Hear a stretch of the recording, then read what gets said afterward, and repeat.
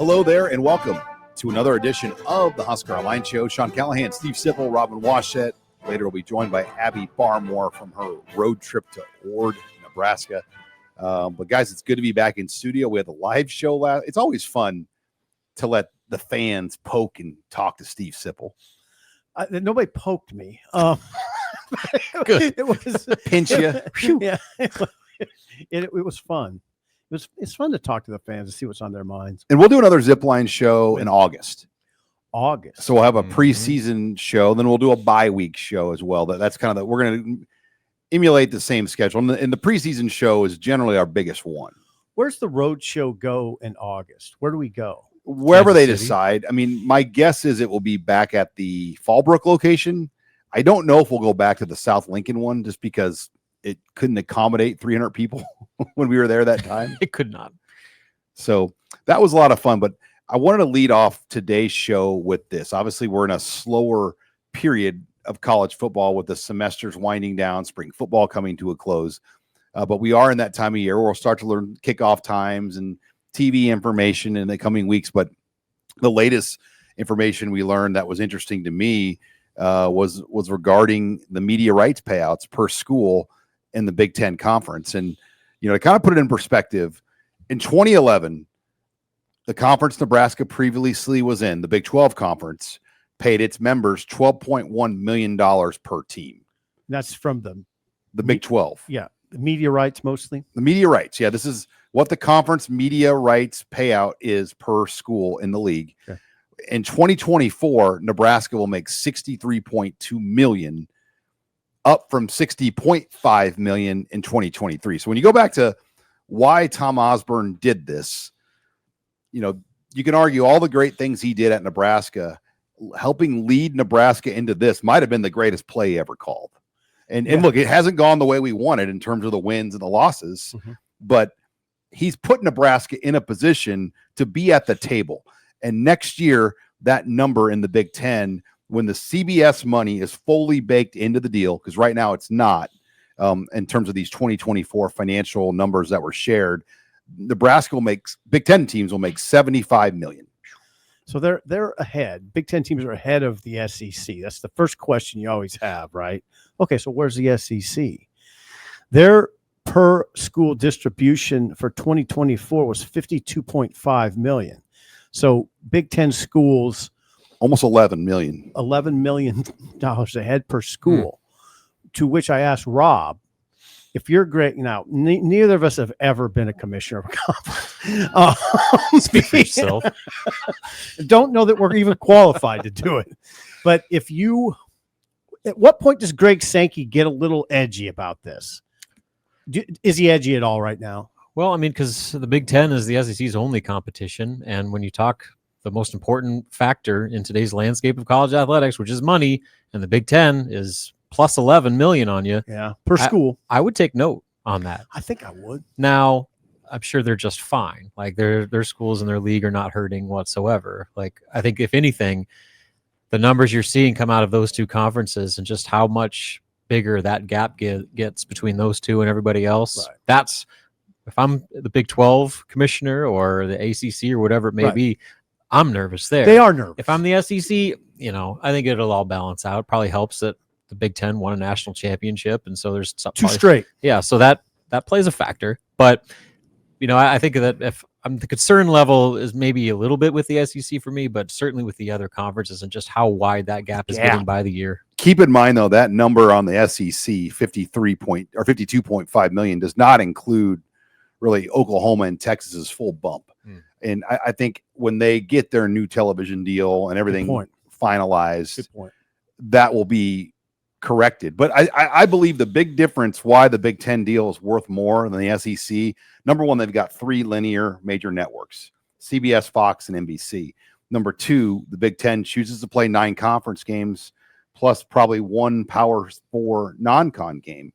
So naturally, they have 10 pieces of good inventory for every team, where the SEC only plays 8 league games, and some teams don't play good non-conference games. So they might only have 8.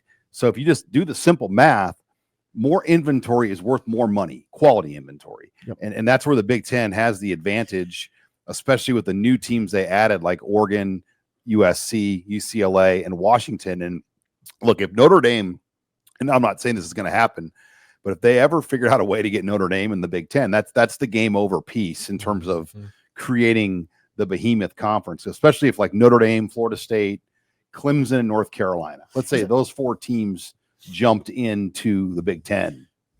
Watch out. I like asking questions that nobody can answer. Is that why Clemson locked up a TV deal with Notre Dame, a 12-year deal where they're going to play every year, just to keep Notre Dame in its midst? No, they have to come up with ways to make more money. And by guaranteeing that is going to be a fight on the lineup card every year, that's more money. Okay. That's a guaranteed ABC or NBC game, guaranteed. Where if Clemson comes off there and you replace Clemson with Wake Forest, that game might still be on NBC or ABC because it's Notre Dame, but they're not going to get like the same ratings. Okay. Then the other question about this whole discussion we're having about total revenue for a conference and how the payouts work towards each school. We all know, and you guys know, that money isn't everything. But to me, money means less stress in a lot of ways.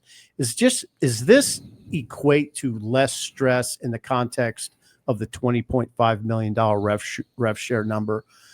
Does this just say the Big Ten schools will always have that number? How could they not in the context of what we're talking about here? Does it make sense to you? I think that's fair to say for the most part. And I don't know. We don't do the books. So right. They have about a $20 million lead over the ACC and the Big 12. And if you just $20 million per school. Yeah. So like in 2024, the payouts range from 43 to 46.9 million. In what? In the ACC. In the ACC. And Big 10 teams made 63 point whatever. So yeah, heck, the Big 10 money is so great that Kevin Warren somehow came out of this thing with a $5.75 million bonus. His payout, this blew me away. I looked this up. He made more himself as an individual on a bonus than any Mountain West Conference team made as a school, other than Boise. It's 2 different ball games we're playing here. That's a perfect example. A failed commissioner. Because let's call it what he is. He screwed up the Big Ten TV deal. He promised the Big Ten championship game to CBS and NBC without getting Fox's approval, which caused a huge problem. I want to be clear. I'm not defending him, Sean, but there has to be a devil's advocate. He was the only guy in the country that shut down football. Sean, let me speak. Please. I'm just playing devil's advocate. Kevin. I agree with you. Fundamentally agree with you. But you also have to point out that he did negotiate this TV deal and he brought in USC and UCLA. Yeah, but it had to get cleaned up. There were flaws in the deal that upset Fox by offering the Big Ten title game to other networks without Fox knowing. There was a snafu. And Tony Petiti, with his television background, had to clean that mess up. Mm-hmm. So and people are going to wonder, well, who awarded this massive bonus? It's the Big Ten Council presidents and chancellors, which I don't trust to run anything at this point. After what? Now, we were heavily, all 3 of us, involved in the coverage during the pandemic. That shined a light on that group of people that I just thought they shouldn't be involved in sports. I didn't think they understood what was going on at all. Yeah. Am I wrong?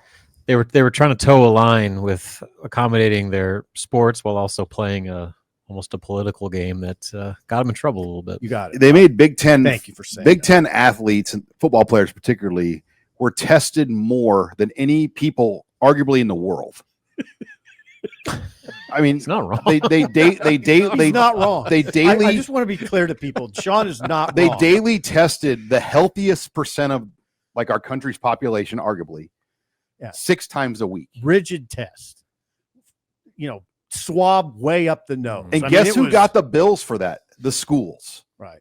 To play football. And then they didn't allow even you to have 20% fans in your stadium. And it was close. The Big Ten almost shut down football. Well, they did. Well, they did. They announced it. And then they realized that they were going to put their institutions in major financial holes because of what was going on around them. Other conferences were saying, we're playing. The minute Notre Dame moved into the ACC as a temporary member, when Kevin Warren was, that changed the whole picture. Because when the other smart guys, Notre Dame, Duke, Wake Forest, North Carolina, Virginia, the ones that the Big Ten teams kind of fancy themselves to be, decided to play football, that kind of put the Big Ten in a difficult position. Rob, you know what I long for? You know what would be epic podcast material? Nicole Auerbach versus Sean Callahan. Ooh, baby. In a defend Sean Warren, take on Sean Warren. Myocarditis. Yeah.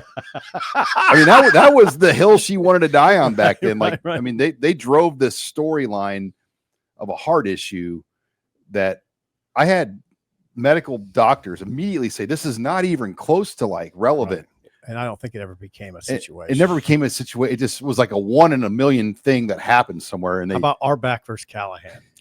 I'd pay to watch that. I would too. No, but Sean, my money's on you. But yeah, that Kevin Warren.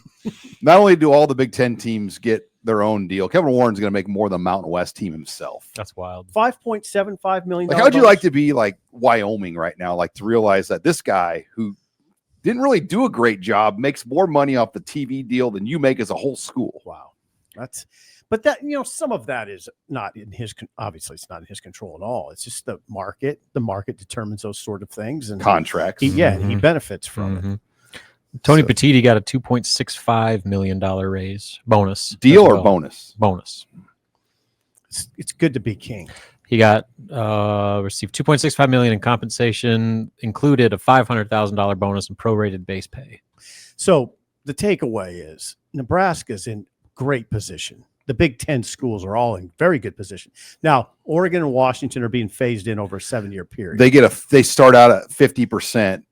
And it goes up every year, where USC and UCLA, full share. They get full share, which no one's ever gotten that. Nebraska didn't obviously get that. And Rutgers, Maryland, Nebraska did not. And I know that upset Osborne back then, that Nebraska had to like wait so long to get full share. This is the reason. It's not academics that Nebraska went into the Big Ten. This is the reason. It's financial, right? Right. And Nebraska's got to do their part now in football to like show they belong in this. Yeah, league. they got in. Yeah, it's not. I like to do this just for my own sake. It's not as good a fit culturally as the Big 12 was. Not at all. Not at all. No. Thank you, Rob. Do you agree with that? It's just not. We don't fit as well with these schools. I don't feel as comfortable in the press box with my peers. And it's clear how the rest of the conference perceives Nebraska too. Like you see it just at the national level and just with the fans that they're the hillbilly stepchild of the conference. You don't belong here. The redneck uncle at the family reunion. Exactly. Oh, here comes Uncle Eddie. Oh, he brought the tall boy Busch Lights. Yep. Great.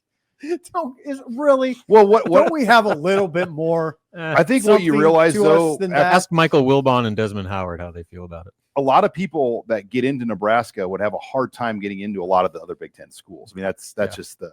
I would not have gotten into a lot of Big Ten schools. As I've learned more about this league, I realize like, wow, I wouldn't have got in here. Nope. Here. Nope. Oh, you need that ACT, Will? Whoops. Didn't even know that. So much for Wisconsin. Yeah, try getting into USC. Like growing up, I'm like, oh, Michigan, it'd be cool to go there. Yeah. Then I realized, oh yeah, like, I mean, most of the people that watch the games in the stadium probably couldn't get into Michigan. I mean, it's proud Ivy League level school. I think I could have got into Oklahoma State, however. Yeah, I feel good about that one. K-State, probably Iowa State. Yeah.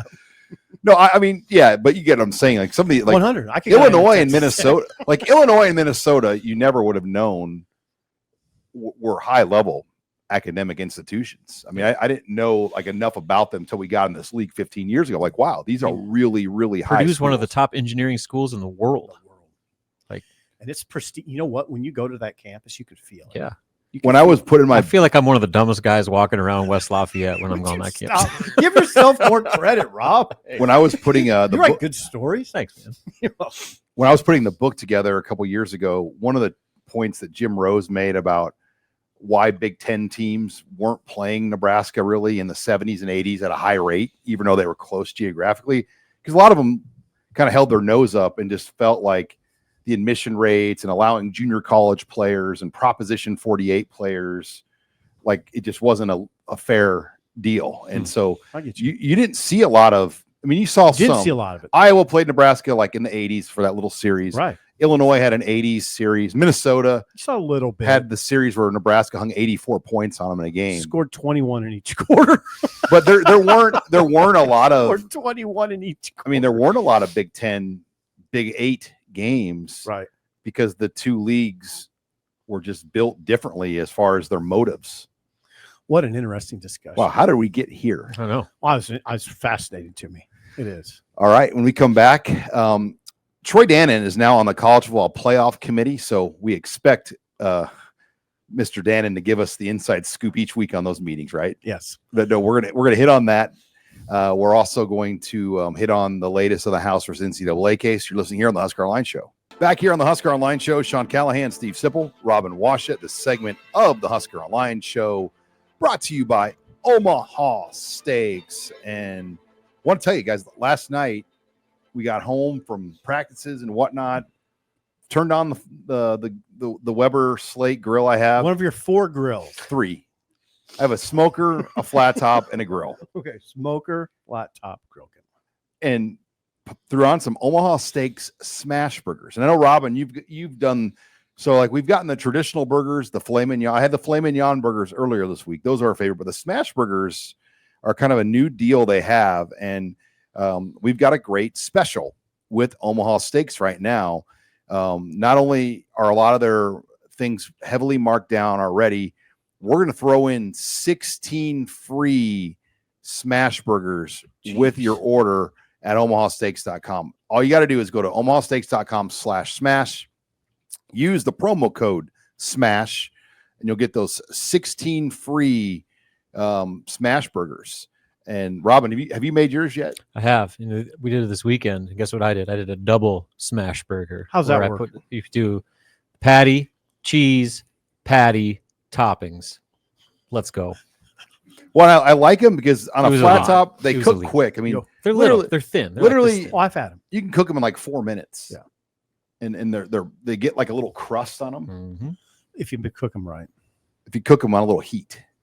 But anyway, yeah, go to omahasteaks.com, use the promo code SMASH, and you'll get those 16 free smash burgers that are built perfectly for your grill at omahasteaks.com. Thanks to Omaha Steaks for sponsoring us here on Husker Online.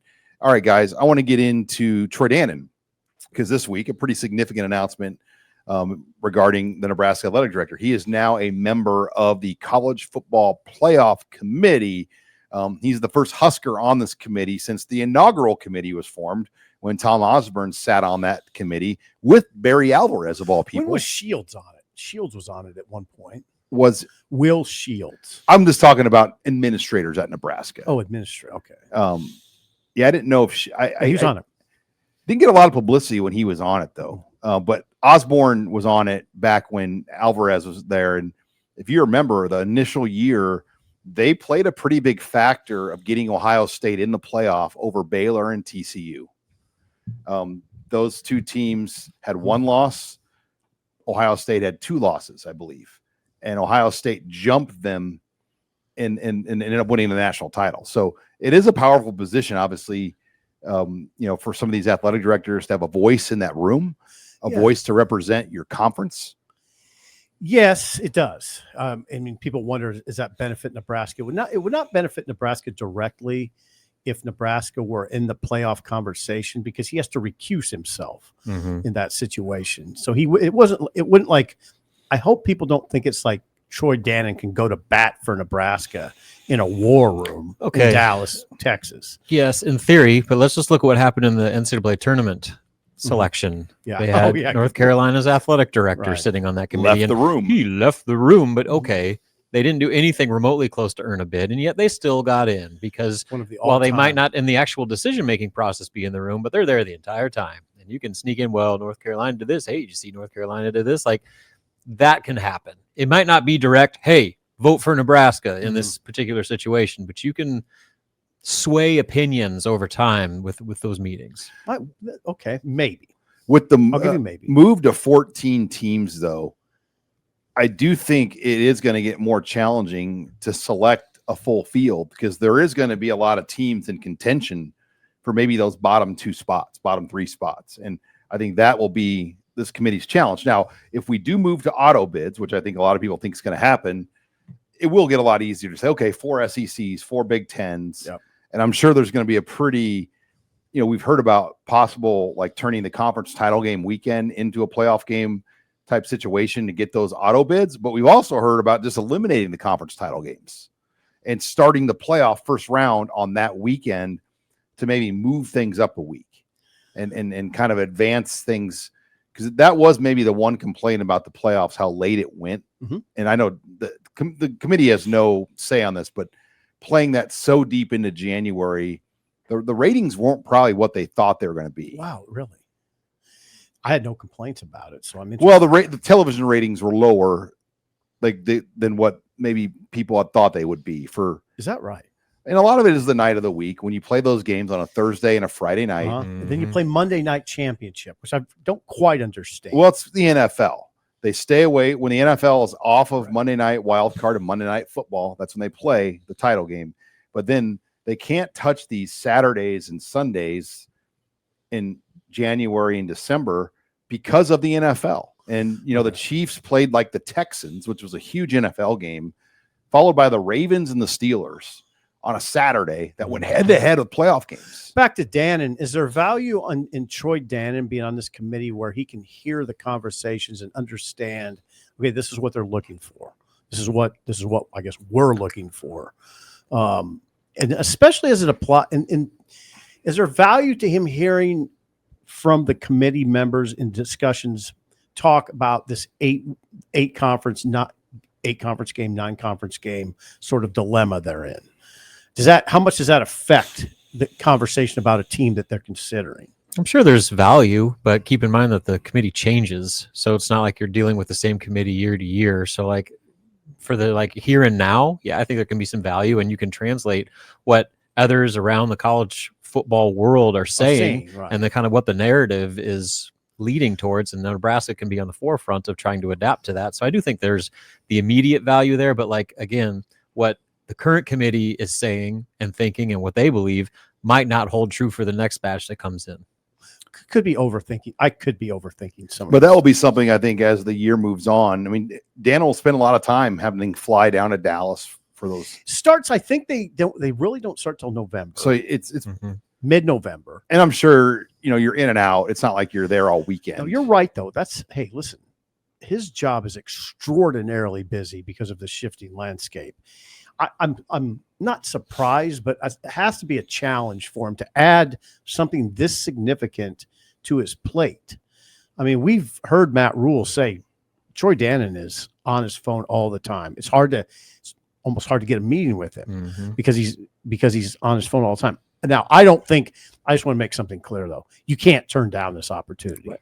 If you're a Nebraska athletic director or really any athletic director, I wouldn't turn it down. I suppose you could. But I think for prestige reasons, mainly, I wouldn't turn it down. You do it. Are you surprised they've never put a media person on these committees? They have. They have. Yeah. Retired though, probably not they've had media. It just to me that would make sense as well. What I've heard people say, Bill Bush on my radio show, why not put an assistant coach on there? Head coaches have been on there. Head coaches are some of them are a little divorced from the nuts and bolts football stuff. Put an assistant coach who can watch film and explain it to these administrators. Condoleezza Rice at one point was on the committee. Maybe have to explain some certain things. Maybe really when you're getting down to pure football discussions, this is what Alabama's doing right now. This is why they're so hot. Look what they're doing. They're confusing people. That sort of stuff. You think they really do that though? I don't know. I just see. I kind of hope so. Isn't there also enough of that represented within the committee? I mean, you have former head coaches and but what's been suggested players. Is that the head coaches don't get into it as much, the pure nuts and bolts, especially the bigger time coach like Ed Orgeron. how much was he involved in the game plan on offense? So I don't know. It's just a suggestion. So it's interesting. Last year's committee, that Will Shields was on it last year. Going back to your question of when he was on there, but Mike Riley was on there as well. But they did have Kelly Whiteside, who was a longtime USA Today, Sports Illustrated, non-practice Newsday sports writer. So like they do incorporate kind of that outside. They have sitting ADs, former ADs, former head coaches, former players. So I think they try to cover every base within the spectrum of the college football world, both the people that are head first into it in the coaching world, but then the administrative side, and then even the media perspective. You probably can't put like a Joel Klatt on there, or somebody that's directly tied, conflicting interests because of the leagues they're tied with, right? But like, why not like an Andy Staples? Why not? I mean, like an active person that Andy would make a lot of sense. Yeah, Andy would be one of the best committee people you could probably have. He'd make a lot of sense to me. Like, he knows the country and the landscape as well as anybody. Yep. And Bruce Feldman. There's guys like that. Oh God, yes. That you could put Feldman on there. would be Feldman. I'd almost say Feldman should be on it. And let those guys speak. Yeah. Oh, I don't know. They'd be a little bit more loose. Yeah. Well, congratulations. Yeah, it's a huge honor, and congrats to Troy Dannen. All right, when we come back, it's been a big week for Nebraska basketball, and we'll get Robin Waschet's thoughts on that and more. You're listening to the HuskerOnline Show. Back here on the HuskerOnline Show, Sean Callahan, Steve Sipple, Robin Waschet. This segment of the HuskerOnline Show brought to you by Ridge Wallets. And let me tell you, I made the switch to Ridge Wallets. I've got one of their thinner wallets that they're known for, that you can stack your cards in there, fits right in your front pocket. I also have one of their more traditional wallets that's also very much slimmed down. And Steve Sipple and I kind of compared our two wallets last show, and I'm not putting this in my front pocket. You've probably got like cards in there that aren't even in use anymore. I've cleaned it recently. You can't put this in a front pocket. No, too bulgy. You can't even carry that thing on a plane, probably. Sir, what's in that? Step aside. That's not a wallet. That's a brick. But anyway, Ridge Wallets comes in all colors, all styles, even like your favorite teams. They make specific team Ridge Wallets. And if you've never tried it, we've got a great promo here with HuskerOnline. Go to ridge.com/Husker. Use that promo code Husker, and we're going to give you 10% off. That's ridge.com/Husker. Use the promo code Husker. Be a great Father's Day gift for your dad, your husband, something different, unique, that they're going to get a lot of use out of it. And I got one before I went on vacation, and I have not switched. I've loved the Ridge wallet. Yeah, a Ridge wallet's something else, but that'd be good. I mean, they're pricier. I was going to say. Oh, how much? I mean, they can push over $100. I mean, it depends what style, what color you end up getting. But yeah, they're high end. I mean, I have one like this. That's $150. Okay, let me look at this, Sean. Hold on. Good looking wallet. Oh God. Yeah. Yeah. That thing's like elaborate military grade steel. Oh yeah. Wow. Put that in your front pocket. It will protect your heart. Take a bullet for you. All right. Thanks to body armor. Thanks to Ridge for it's sponsoring us here on the HuskerOnline Show. But let's get into basketball. Wow. Robin, Nebraska picked up a commitment from 4-star center Leo Curtis. As of now, they're done. And man, what an off season. I think we had concerns. Can Nebraska spend? Can they compete in this NIL rev share market? Well, it looks like they've done just fine as far as what they've been able to accomplish with Fred Hoiberg here this offseason.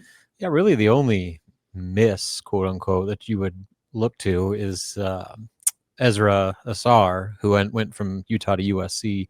Okay. That was the one guy Nebraska had on campus that they were really prioritizing and didn't get. But otherwise, the majority of players that they really locked in on, they got. And I've said this before, but you can tell that they went into this offseason with a clear plan. They weren't just going out trying to acquire talent. They were trying to get players that fit what they wanted to be next season. That starts and finishes with Rink Mast. and they need him to be at an all-conference level. That is the biggest X factor of the entire season.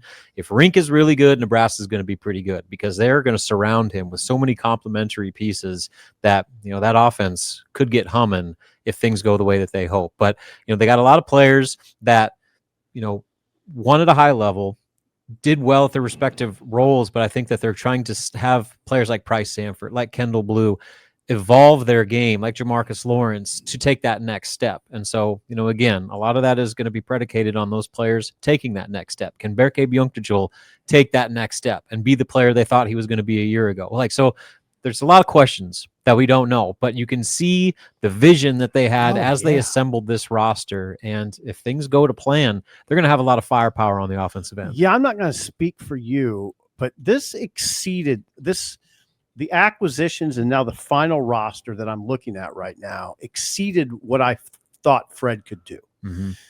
Now I will say this too, though. The Big Ten is going to be a bear. It's going to be as tough a conference as it's been in a while. So here's to put that in perspective. Bart Torvik, who's one of the basketball analytics sites, kind of does preseason projections. Name again, please. Bart Torvik. Yes. He put it out, his initial rankings, and Nebraska came in at 38th nationally.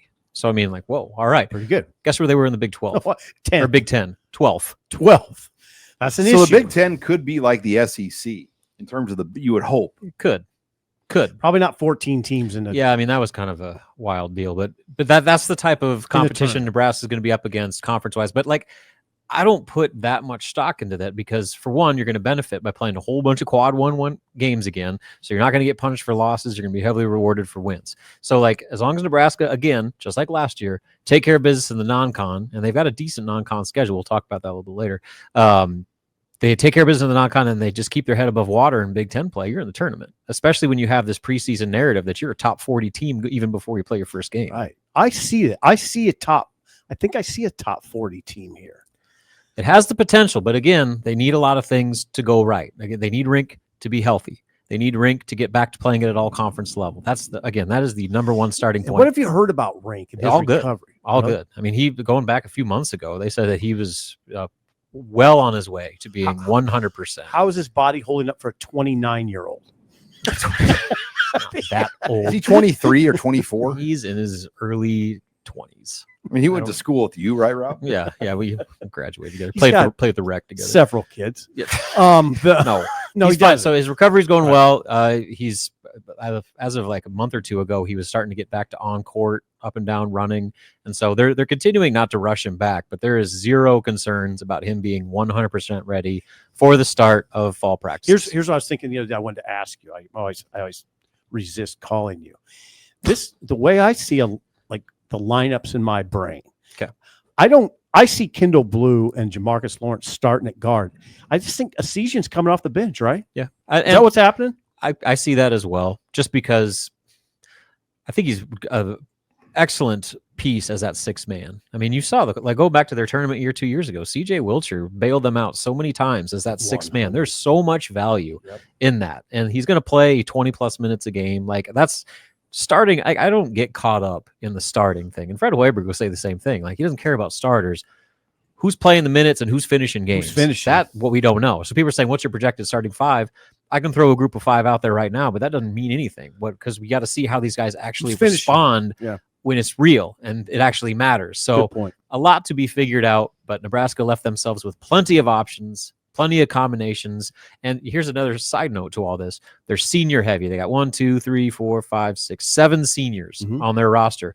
But they also have 3 freshmen, including Braden Frager, who's a redshirt freshman, that they really, really like. Leo Curtis, Quentin Rhymes, and Braden Frager. Nebraska's staff is extremely high on all 3 of those players. And so you have an old veteran team that's built to compete this year with a bunch of seniors and juniors, but you have a core nucleus of young guys that are going to be ready to take the torch once that senior class moves on. And this is the formula when it comes to roster construction now, where you got to get old, stay old, but you also have to have a nucleus that you build around for the future. Nebraska was able to accomplish that to a T this offseason.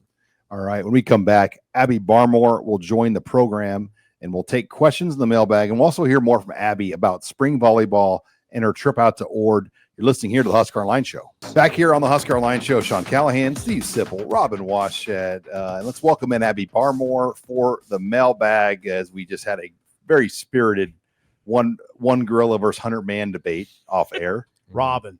Carried it. I'm passionate. And about we this. decided to keep it off air because it would take up the whole mailbag. Yeah, we need an entire segment for But what do you got, Abby? Where are we starting off at? Okay, first one. Who has the best opportunity to make a huge jump this offseason? Well, Go ahead, Sean. it's a broad. I mean, there's a lot of answers you could go with on that. Do one. I think Ja'Cory Barney could make a big jump. I mean, he's already got the repetition and the experience, but I still think we all know there's a lot more there. And with better receivers around him, where they can't just focus on him underneath, I could see Ja'Cory Barney making a big jump. But, defensive line guys, there's a ton of guys you can Pick go with one. on the Rob, defensive line. Elijah Judy, Are Riley you saying Van Elijah? Poppel. Who are you saying? I'll go Judy just because he is the veteran in that room. He's going to be the guy that has to lead the way. They've got a lot of other younger guys that can take a massive jump, but this is Elijah Judy's time. He's the veteran. He's the old man in the room. He's got to lead that group, and he's got to make sure that all these young guys take that next step. So just because of the responsibility on and off the field, I think Elijah Judy's got an opportunity to really be a significant piece. Okay. I'm going to pick one that I'm surprised it gets overlooked consistently in this sort of conversation, Dylan Raiola.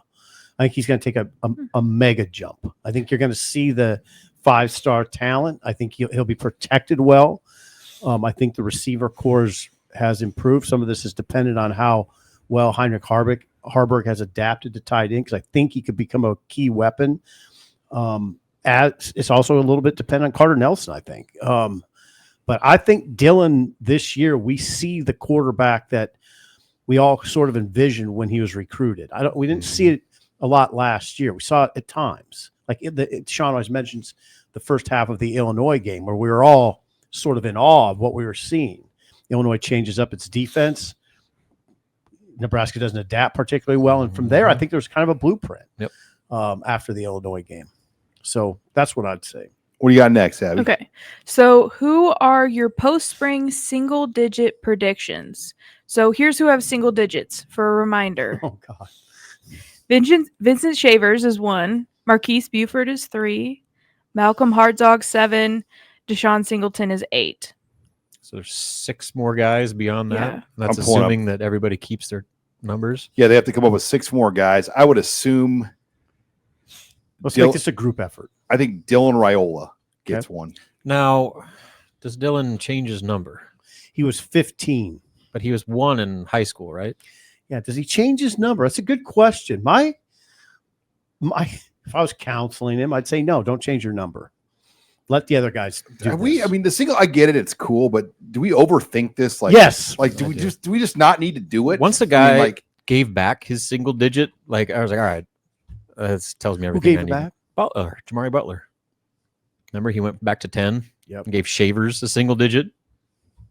So that to me, I don't know. I get the symbolism of it and just kind of what it means for where they stand, but I don't know. The actual numbers don't do much for me. I would say because Dylan is that guy, obviously, but is he going to change his number? And will it does he become part of that conversation? Like Emmett Johnson, could he be one of those guys? Yes, absolutely. Dane Key, absolutely.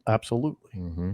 Now here's the other part of the discussion. I always feel, Abby, a little bit uncomfortable with those type of questions, because to know that, you really have to know what's going on behind the scenes all the time. That's who gets the guys that are consistent behind the scenes. And we don't always know that. We have a sense, I guess, of it, but we don't know everything. Marquise Watson Trent I could see him getting one. I think so. Yeah. Sun Belt Player of the Year. McGahee. Shavers. Yeah. Well, Shavers got one, but didn't really get it like the traditional way. Mm-hmm. It was like a number swap. Right. So he's kind of got one by just swapping with Jamari Butler. Mm-hmm. Sierra Wright, I would think, would be in play. We're naming the best players. That's kind of what you do, right? I just think of the guys that weren't already single digits that go to the podium. Because to me, when Nebraska handpicks a guy to come up there and represent their program in that controlled environment of a post-practice press conference, that speaks volumes, not only to where they stand as a player, but where they stand in the eyes of the coaching staff. They give one of the new long snapper just because they got that part right. I don't know if anybody would argue that one. Heard that's going well, by the way. I think they got one. You good? What do you got next, Abby? Okay. This is way too early, but which player on the current roster do you think gets drafted the highest in the next year's NFL draft? Pritchett. Elijah Pritchett. Yeah, I think Rocco Spindler is at a different position where you're interior lineman. Like it's hard to get drafted high there. Like for next year's draft, though, I mean, there's a lot of guys you can still like. I mean, you could put Dasan McCullough in that discussion. I don't know. Pritchett's been speculated already. Interestingly, on a first round mock, one first round mock. Yeah, one first round mock. He's got to get a lot better though. Oh yeah. So like that's assuming he makes a big 100%. Jump, which by all accounts he's doing everything possible to get there. I think he's got that kind of talent, Rob. I'd go Spindler. I mean, I think I don't know if there's a wrong answer there, but if I had a vote, I would give it to Spindler just because I think he's the more consistent, established player that has that pedigree to him. And if he plays the way that people expect him, I know the value of an interior lineman isn't what it is at tackle, but I mean, a day 2 pick is certainly not out of the question. Dane Key should have a pretty good chance to get drafted. I mean, I know a year ago before he came to Nebraska, I think he was considering just going to the NFL and entering the draft. Right. So I think that's another one to watch. But I just have a hard time seeing a guard get drafted really high. It happens. You've got to be like elite. It'd be like all-American. God, if he's all-American. But it's not abnormal at all for day 2 picks. Because Notre Dame let him go because they told him they were moving on from him. I mean, I'm not saying he's not a good player, but Notre Dame let him go because they wanted to start playing younger players. Yeah. I wonder. Yeah. I mean, if you're being like, because that Notre Dame just didn't let him go. Like, I mean, no, they did. They didn't try to keep him. Right. Like they said, yeah, this is probably best for everybody. But you could say that about Pritchett a little bit, right? Mm-hmm. I mean, Alabama was surprised. Okay. They were surprised. What is the dynamic there?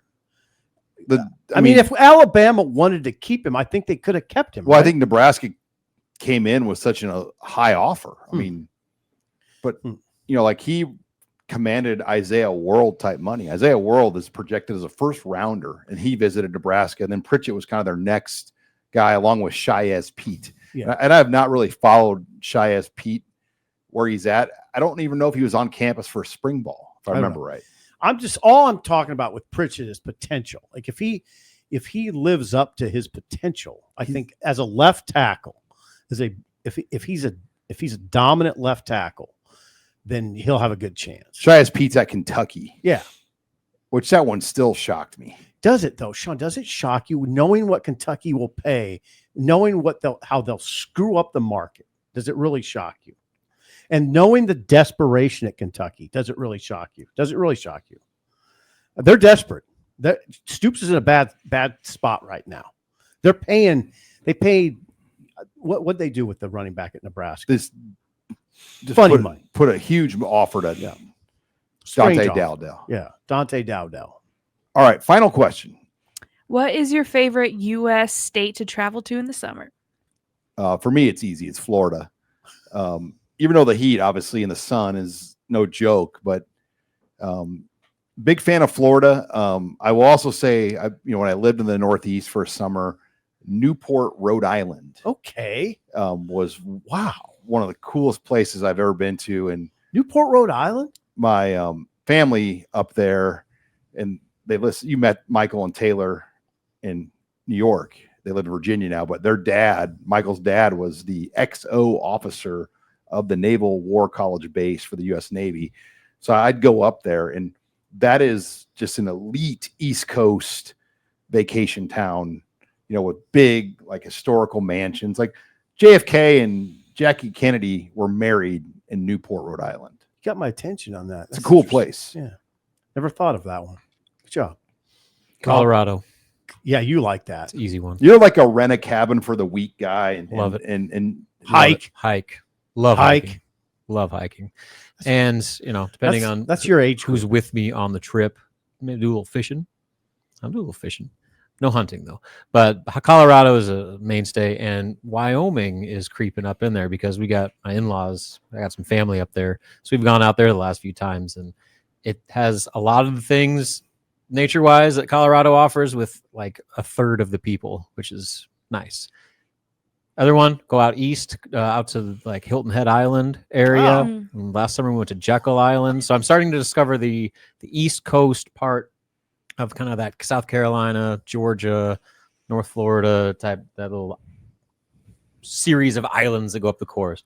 That's my honorable mention. God, I don't really have. What's yours? anything. Council Bluffs, Yeah, Iowa.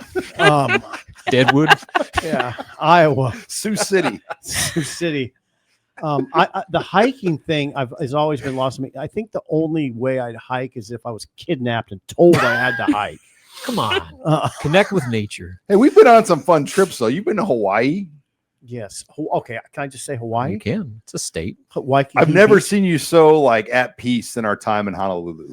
Yeah, Waikiki Beach, a public beach, was very nice. I thought, and I could see going back there.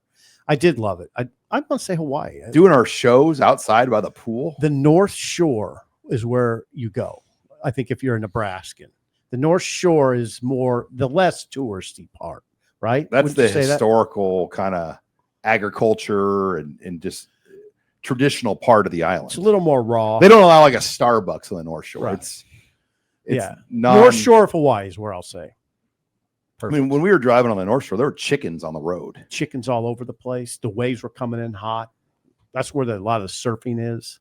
I don't know Hawaii very well, but I like the North Shore area. We pulled off at a food truck and had these corn dogs. They're excellent. It was all that we were like, we need to eat lunch. And we just it's the biggest corn dog I think I've ever seen. Yeah, it was beautiful. It was a beautiful trip. God dang it. Maybe we'll go back and see Dayton. maybe we'll see Dayton out there this summer or this winter. Got to add a player though, don't they? They will. Okay. All right. When we come back, we'll close the show. I want to talk Nebraska volleyball with Abby as she was out in Ord, and let's put a wrap on Danny Busboom Kelly's first spring. You're listening here to the HuskerOnline Show. Final segment of the HuskerOnline Show. Sean Callahan, Steve Sipple, Robin Washut, Abby Barmore here for one final segment. As I want to talk volleyball with Abby because spring volleyball is in the books here. The Huskers wrapped it up in Ord with a perfect 4-0 sweep over South Dakota State a week after they swept Kansas 4-0 at the Bob Devaney Sports Center. Abby, first of all, you've been now to a lot of these spring matches when they've taken it around the state. What were your thoughts on just the setup in Ord and just everything that you saw out there this weekend? Yeah, I mean, Ord does a great job. They always do. It's kind of like their Super Bowl. They prepare for it like it's the biggest thing that's ever happened in the town, and it could be. So it's always just a really special occasion because everyone is super excited to have Nebraska volleyball in their town. Their gym is listed to hold 1,600 people, and the capacity or the attendance was like 1,750. So they really packed everyone in there. I'm sure there was more than that, though, right? They probably. The fire marshal probably was watching closely. I mean, everyone was there. Yeah, I took that picture from our seat. So, look at that. How do they seat them? It's so fun. Is it like a reserved seat, or do they just kind of roll them in one by one?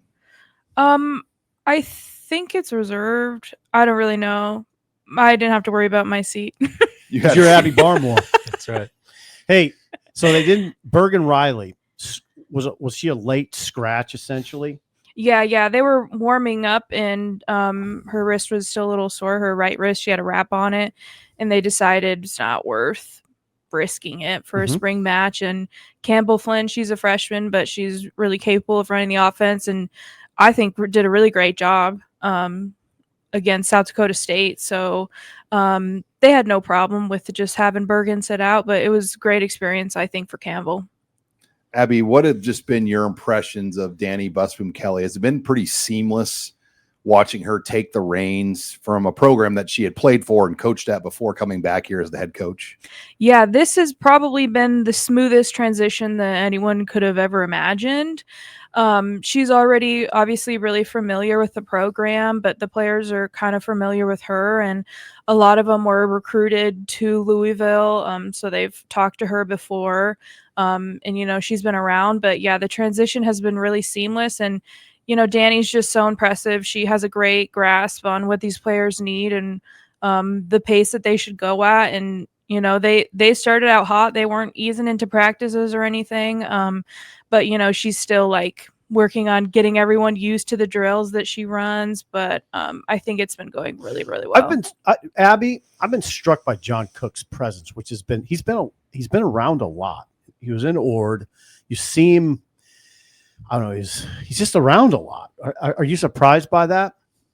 No. I mean, I think he's done a good job of balancing like being involved. He went to Ord and he was on the radio during the Ord spring match, and then he called the game on the Big Ten Network when they played Kansas. So he's definitely been around and he watches a lot of practice. But when I talked to him, he said, "I'm not going to offer my thoughts unless I'm asked," which I think that is a good balance for them to find. Because John knows these players really well and he knows, volleyball really well. So he's just stepping back and letting Danny, take charge of the program and make it her own. Coaches do that a little differently. You notice, like when Osborne stepped down, he was never around. Oh, he ran for Congress. Right. Yeah. Well, that's part of it. But he just didn't, you just never saw him, And then when you did, you're like, whoa, there's Osborne Station. Wow. John Cook could run for office and probably win. Probably. Yeah. Something if you wanted to, obviously. Abby, Coach Busboom Kelly is also expecting, when is her due date? May 19th. So it was to the point where when we were in Ord, we just talked about it in Ord because it was like, man, she's getting down to the wire, huh? Like we were Googling, is there an OBGYN in Ord? Like, where's the closest one? Because she's very pregnant. So good for her, just trusting it, going out to Ord. I mean, I'm trying to remember if there's ever been like in the time, like a Husker female coach who's been pregnant while on the job. I mean, it's been, Connie Ori had a son, I know, but it's just not a normal thing. No. So, and then I think the timing for her, you could have asked for a better time to have a baby though as a coach. I'm trying to think because May and June and July will be some good time home before they get back into camp in August. Yeah, Amy that worked Williams out perfect. ever with child? No. Well, she has a daughter, but her daughter's two on the daughters, team. but not when she was at Nebraska. They're older than that. But just Rob and I, we could speak on this, like having a young kids and family at home, and I mean that would be a lot. It's still going to be a lot. And coaching the team, going through all what she is right now, it's amazing. It'll be a lot this fall too. Who experienced that was Scott Frost as a dad. Yeah, everyone always said, because he had 3 kids under 5 at home. Yeah. Man. That's a grind. Yeah, Danny she'll have a 3-year-old and a newborn. So you're not sleeping. No, Frosty didn't sleep much. You could tell. My kids are 5th and 6th grade. You could really tell on game day that Frost was.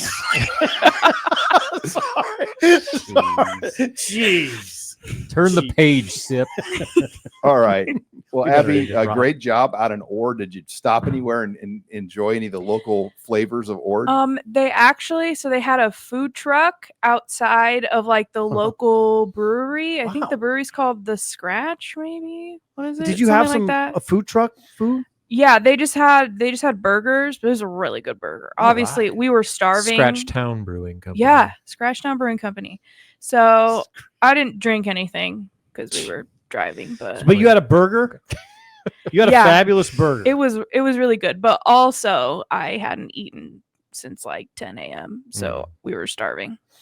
But it was a real good burger. Well, Abby, great job in Ord, and looking forward to following the offseason here for Nebraska volleyball. But for Steve Sipple, Robin Waschet, Abby Barmore, I'm Sean Callahan, signing off here for another edition of the HuskerOnline Show.